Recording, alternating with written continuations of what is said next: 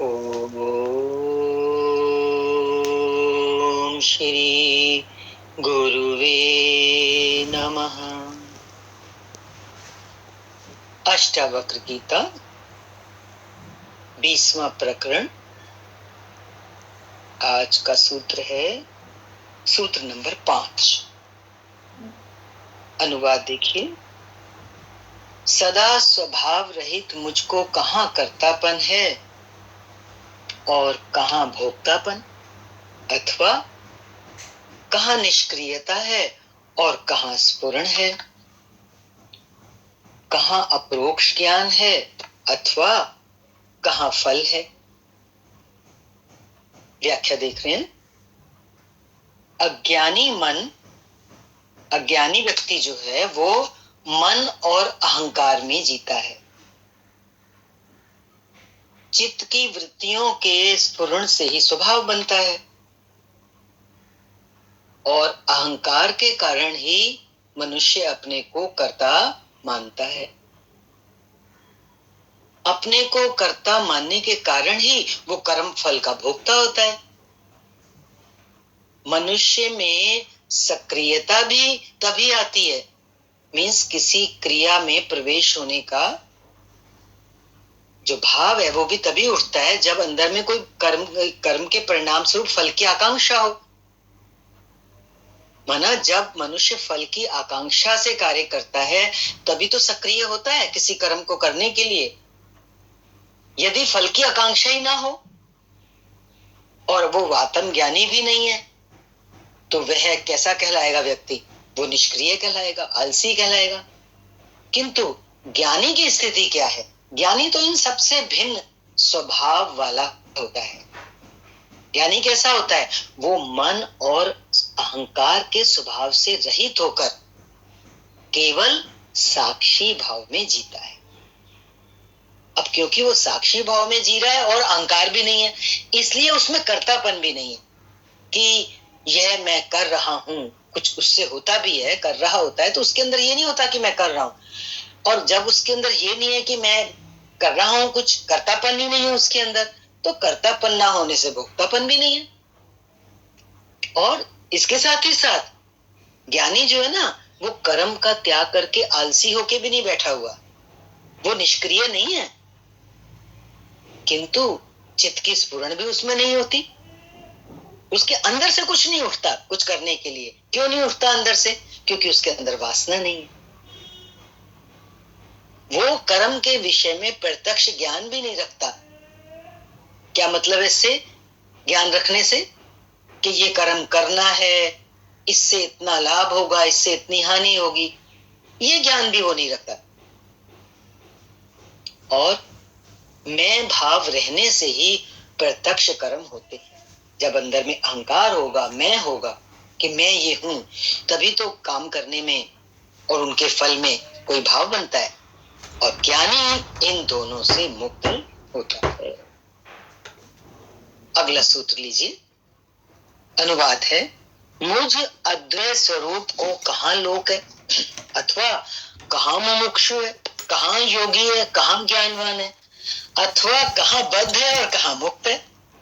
बोला ये सब स्थितियां ज्ञानी में नहीं है। व्याख्या के माध्यम से समझेंगे। जनक कहते हैं कि मैं आत्मा हूं जो अद्वैत स्वरूप है। अद्वैत मीन्स एक है। सृष्टि में दो हैं ही नहीं। हमको तो कितना दो दो में दिखता है ना सब कुछ। वो तो करे सृष्टि में तो दो है ही नहीं। आत्मा परमात्मा, जीव ब्रह्म, प्रकृति पुरुष आदि का विभाजन सृष्टि में कहीं नहीं है। कारण क्या है? हम तो ये सब शब्दों के माध्यम से भी और वैसे भी देखते हैं। वो अगर हम गहराई में उतरे, रहस्य को समझेंगे तो हम क्या पाएंगे कि ये सभी कुछ उस एक ही आत्मा का विस्तार है। मूल में एक आत्मा है, उसके बाद ये सब विस्तार है, ये सब विभाजन है। और इसीलिए तो दो मानना तो अज्ञान है, भ्रांति है। भ्रांति इसलिए क्योंकि वास्तव में एक है। अगर वो दो में दिखाई दे रहा है तो वो भ्रांति है, भ्रम है। और जनक कह रहे हैं कि मैं तो आत्मा होने से अद्वय हूं, एक हूं। मुझे अज्ञान के कारण भिन्न जिन भिन्नताओं की प्रतीति हो रही थी वो तो अब बिल्कुल नष्ट हो गई, क्योंकि भिन्नताओं की प्रतीति नष्ट हो गई है। इसलिए जनक क्या कह रहे हैं, अब मेरे लिए ना कोई लोक है जहां मैं रहूं, क्योंकि मैं तो सर्वत्र हूं। शरीर में होते हुए भी इस मर्तलोक में शरीर चल फिर रहा है, उसके बावजूद भी क्योंकि उनकी स्थिति आत्मा में है, तो वो कह रहे हैं क्योंकि मैं तो सर्वत्र हूं, आत्मा में है तो सर्वत्र है, तो फिर लोक में हूं, ये बात ही खत्म हो जाती है। मेरा कोई निश्चित स्थान नहीं हो सकता। आत्मा जैसे व्यापक तत्व है ना, तो वो कहां से बोल रहे हैं, आत्मा से बोल रहे हैं कि आत्मा किसी एक निश्चित स्थान पर है, कहीं नहीं है, ऐसा तो हो ही नहीं सकता, क्योंकि आत्मा तो सर्वत्र है। ना मेरी मुमुक्षा है, मुमुक्षा मोक्ष वाली बात कहां से उठेगी भाई, उसमें उस स्थिति में पहुंचने के बाद ना मेरी मुमुक्षा है कि मैं मोक्ष प्राप्त करूं, क्योंकि मैं जहां हूं वही मोक्ष है, क्योंकि मोक्ष अब मुझसे भिन्न नहीं है। अब देखो ना, उठ ही नहीं रही मोक्ष की बात, मोक्ष मुझसे भिन्न नहीं है। क्योंकि देखो समझना ये है कि जो योगी है ना, वो तो इस मार्ग पर है, वो इस मार्ग पर चल रहा है, उसे तो अभी पाना है, वो साधक है। लेकिन जो ज्ञानवान है, जिसे ज्ञान हो गया है,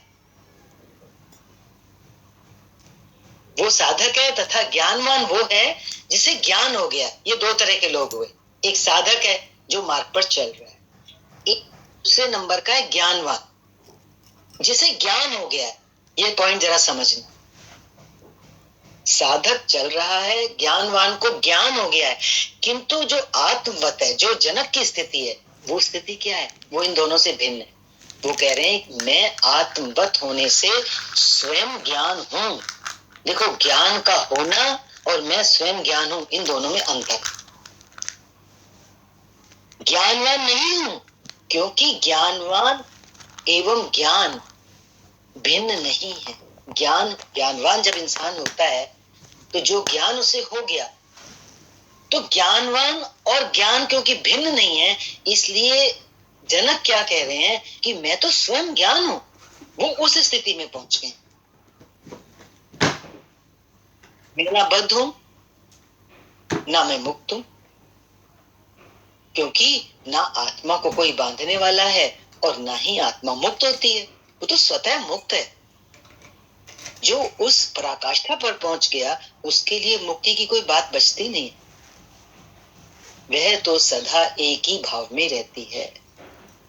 आत्मा किस में रहती है, आत्मा तो बंधन मोक्ष से ऊपर है ना, एक ही भाव है उसका, क्योंकि वो अद्वय है। और वो अद्वय की स्थिति में इस समय राजा जनक स्वयं है, इसलिए वो कह रहे हैं कि ऐसा ही मैं हूं। अगला सूत्र ले रहे हैं, इसी क्रम में अनुवाद है, मुझ अद्वय स्वरूप को, बार बार अद्वय स्वरूप की बात कर रहे हैं यहाँ पर, बहुत परम स्थिति है उनकी। मुझ अद्वय स्वरूप को कहाँ सृष्टि है, कहाँ संहार है। सुनते हैं ना, परमात्मा ने सृष्टि बनाई, फिर उसकी स्थिति होती है, सृष्टि की सृजन, स्थिति, संहार। लेकिन राजा जनक क्या कह रहे हैं, मेरे लिए तो कहाँ सृष्टि है, कहाँ संहार है, कहाँ साध्य है, किसको पाना है। और पाने के लिए जो साधन किया जाता है, वो करें, अब मेरे लिए कहाँ साधन है, कहाँ साधक है। साधक भी नहीं बचा, जनक स्वयं नहीं बचे, अब वो एक उनकी अद्वैत स्थिति शेष बची है। इसीलिए क्योंकि वो एक ऐसी स्थिति में जहां सिद्धि नाम की भी कोई चीज नहीं है, वो कह रहे हैं कहाँ सिद्धि है। इस मार्ग पर चलने वालों को बहुत सिद्धियां प्राप्त होती हैं, कहते हैं ना वो सिद्ध महापुरुष है। लेकिन जनक क्या कह रहे हैं, कहाँ है सिद्धि, बड़ी अलौकिक स्थिति है उनकी, समझ पाना मुश्किल है। ये तो जो उस चीज में है वही उसका अनुभव कर रहा है, जैसे राजा जनक। व्याख्या है इसकी, विभिन्न धर्म सृष्टि और उसके प्रलय संबंधी विभिन्न धारणाएं व्यक्त करते हैं। कुछ कहते हैं कि यह सृष्टि अनादि है, इसे किसी ने बनाया नहीं, ये कभी नष्ट नहीं होगी।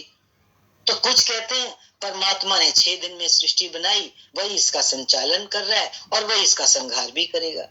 और कुछ क्या कहते हैं, सृष्टि परमात्मा की अभिव्यक्ति है। एक ही ब्रह्म विभिन्न रूपों में अभिव्यक्त हुआ है। फैलना, विस्तार को प्राप्त होना ही इसका गुण है।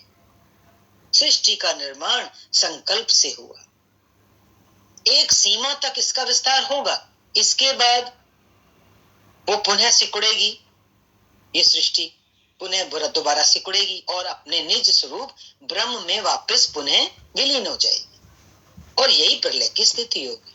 विज्ञान भी मानता है कि पदार्थ और ऊर्जा भिन्न नहीं है। वैज्ञानिक लोग एनर्जी और मैटर दो को मानते हैं। क्या कहते हैं? पदार्थ ऊर्जा का दृश्य रूप है। पदार्थ रूप में वही ऊर्जा जो अदृश्य होती है, सूक्ष्म होने के कारण वो जब स्थूल हो जाती है, पदार्थ रूप में परिवर्तित हो जाती है, तो वो दिखने लगती है, दृश्य रूप है। और ऊर्जा क्या है? ऊर्जा पदार्थ का ही अदृश्य रूप है। ये दोनों एक दूसरे में परिवर्तनशील है। पदार्थ कभी नष्ट नहीं होता, वो दिखना जब बंद होता है तो उसका रूप बदल जाता है। पदार्थ उसमें ऊर्जा में परिवर्तित होता है, उसका ऊर्जा में रूपांतरण हो सकता है और ऊर्जा पुनः पदार्थ का रूप ले सकती है। ये वैज्ञानिकों की दृष्टि है। भारतीय अध्यात्म की धारणा भी पूर्ण रूपेण वैज्ञानिक है। वो नहीं कहता कि परमात्मा ने कुंभकार के जैसे सृष्टि से अलग कहीं आकाश में बैठकर 6 दिन में बनाई, ये दुनिया बनाई, जैसे कुम्हार बनाता है कुंभ को, तथा उसके आदेश के अनुसार चल रही है और वो जब चाहे इसका संहार कर सकता है। ऐसी धारणा ही अवैज्ञानिक है, बचकानी है, मूर्खतापूर्ण है। ऐसी धारणा क्षुद्र सीमित बुद्धि का अनुमान मात्र है कि सृष्टि है तो उसे कोई बनाने वाला भी होना चाहिए। बिना बनाए एक घड़ा भी नहीं बन सकता है, तो बिना बनाए सृष्टि कैसे बन सकती है? किंतु ये अज्ञानी की कल्पना मात्र है।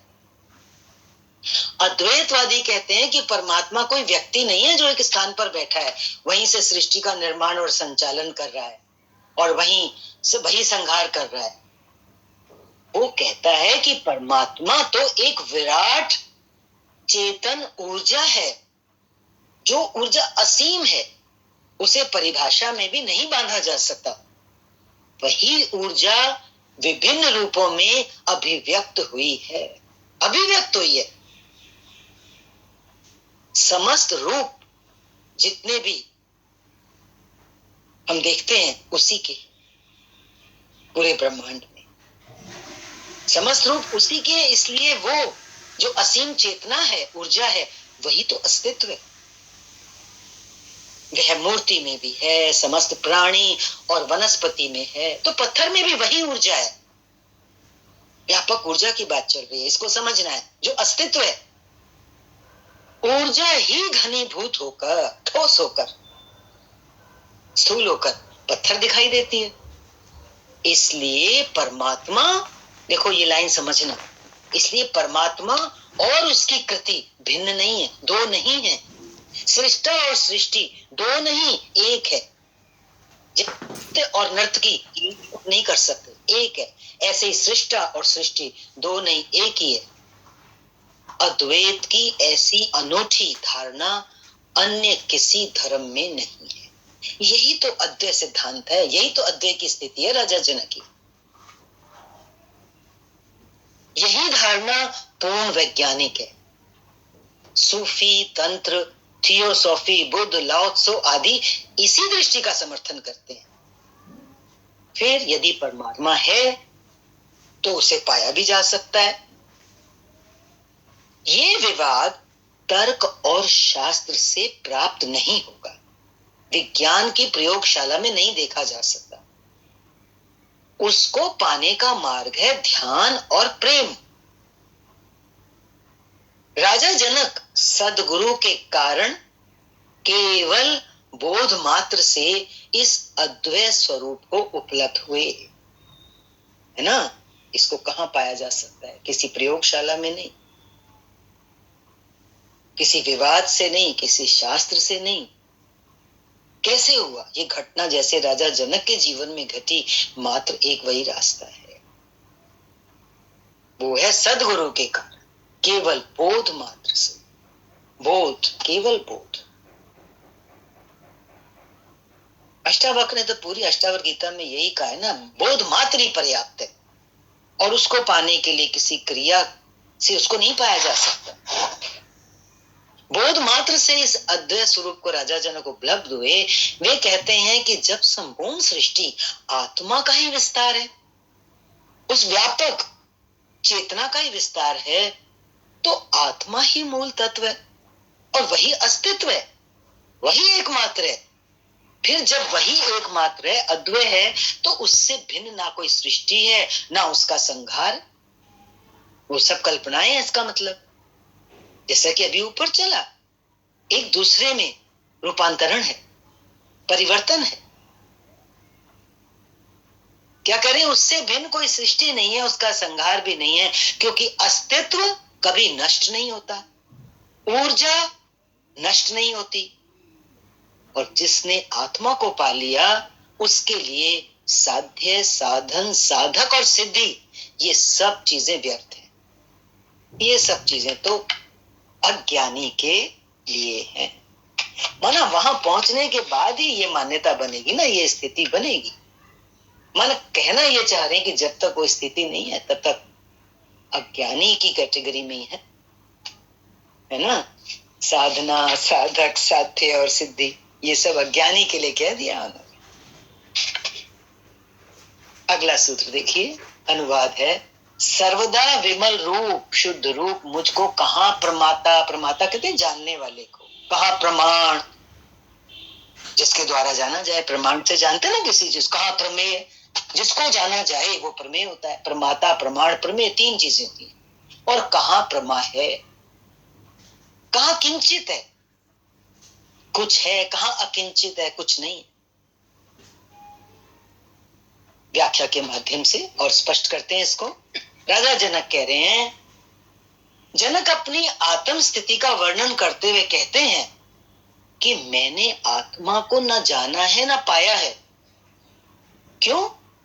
क्योंकि मैं उससे भिन्न नहीं हूं, मैं स्वयं आत्मा ही हूं। जब कुछ आप स्वयं ही वो चीज है तो उसको कैसे पाएंगे, स्वयं को कैसे पाएंगे? आप तो वो हैं, उसको कैसे जानेंगे जो आप स्वयं हैं? अज्ञान के कारण ही मैं अपने को शरीर, मन, इंद्रियां आदि समझता था एवं आत्मा को अपने से अलग समझता था। यदि आत्मा मुझसे भिन्न होती और मैं आत्मा को पा लेता या उसका मुझे बोध होता, जैसे कोई चीज अलग है फिर उसका बोध होता है, तो उसको सिद्ध करने के लिए मुझे प्रमाण भी देने पड़ते कि ऐसे ऐसे किया, ये हुआ। कोई चीज पाए जाने तो उसको प्रूव करना पड़ता है ना। यह ज्ञान या बोध ये क्या है, ये कैसा होता है, ये बताना पड़ेगा होने के बाद। अगर कोई चीज अलग है तो क्या अनुभूति होती है, इसकी व्याख्या करनी पड़ेगी। फिर समझ रहे हो इस बात को? राजा जनक कह रहे हैं किंतु मैं तो उससे अलग नहीं हूं, मैं तो बल्कि बोध युक्त, मैं बोध युक्त भी नहीं हूं, वो ये कह रहे हैं। राजा जनक कह रहे हैं मैं तो प्रमाता नहीं हूं। प्रमाता मीन्स जानने वाला, जिसको जो बोध से युक्त हो। क्यों मैं प्रमाता नहीं हूं? मैं बोध से युक्त। देखो युक्त में दो चीजें जुड़ती हैं, एक जिसको बोध होगा, जिस चीज का बोध किया जाएगा, तभी यहाँ पे शब्द आ रहा है बोध युक्त। और जनक कह रहे हैं मैं बोध युक्त नहीं हूं। कारण? क्योंकि बोध मुझसे भिन्न नहीं है। माना वो आत्मा क्योंकि हमसे अलग चीज नहीं है, इसलिए उसका हमें ज्ञान होता नहीं है, हम स्वयं वो हैं। जब उस स्थिति में मनुष्य पहुंच जाता है तो ऐसी उसकी अनुभूति होती है।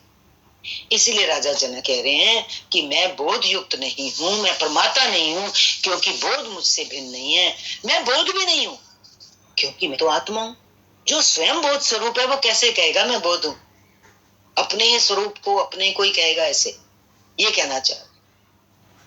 इसलिए क्योंकि जो चीज स्वयं है उसके अलावा कुछ है नहीं, तो उसको प्रमाण भी कैसे दिया जाए? और प्रमाण देने की कोई आवश्यकता भी नहीं है। क्यों? कि प्रत्यक्ष को क्या प्रमाण चाहिए? कहते ना हाथ कंगन को आरसी क्या। जो चीज प्रत्यक्ष है उसको प्रमाणित करने की, प्रमाण देने की जरूरत ही क्या है? सत्य तो साक्षात है और प्रत्यक्ष है, तो फिर प्रमाणों की क्या आवश्यकता है? इसलिए वो कह रहे हैं कि आत्मा प्रमाण योग्य भी नहीं है। और इसके साथ साथ वो कह रहे हैं मुझ में किंचन अकिंचन का भाव भी नहीं है, क्योंकि आत्मा होने से मैं सब कुछ हूं। तो कुछ कोई चीज है कुछ नहीं है, ये बात भी नहीं खड़ी होती मेरे में, क्योंकि आत्मा होने से मैं सब कुछ हूं और विमल स्वरूप हूं, शुद्ध स्वरूप। उसमें कुछ होना नहीं है, तो कुछ होना और कुछ ना होना भी नहीं बनता। ऐसी उनकी आत्म स्थिति, परम स्थिति, परमोच्च स्थिति का भाव उन्होंने अपना यहाँ पे व्यक्त किया। आज के लिए इतना ही। हरिओम। शांति शांति शांति।